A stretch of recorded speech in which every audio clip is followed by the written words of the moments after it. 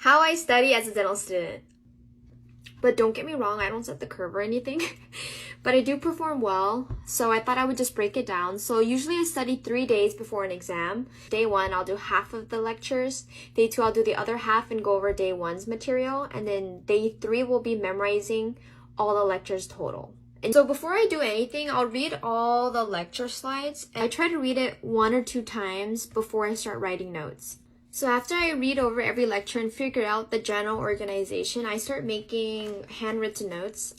So I have the notes I've written for some of the classes here, so I have them all here, and the way I write them as well is also pretty specific. So when I'm writing my notes, I'll have my slides open, and as you know, when you write notes, you put it in your own words, and I'll do that in black ink. But if I notice there's any section that I'm not really sure about, I'll go over and cover, I'll Google it or whatever I need to do and write it in blue ink. And this is how I know that it's something that I'm not 100% solid on.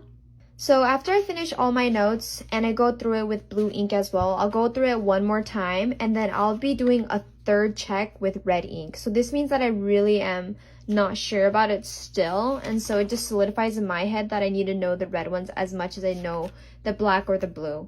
So after all my notes are finalized, I get a Crayola or a crayon, whatever you want to use, and I'll start underlining everything, and while I'm underlining, I'm trying to guess what the next word is. So it's just basically my form of active recall, and I'll do this continually, and I'll change the colors so you can see that I've done this like 3-4 times, and I can keep track of how many times I went over it. And this is the most important part. So after you've gone over your notes for day 1 and day 2 and you're pretty solid on everything, get like a printer sheet, A4 piece of paper, and go over all your notes and write down everything that you're not 100% sure about.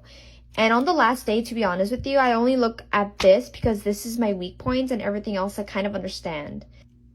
And that is how I study.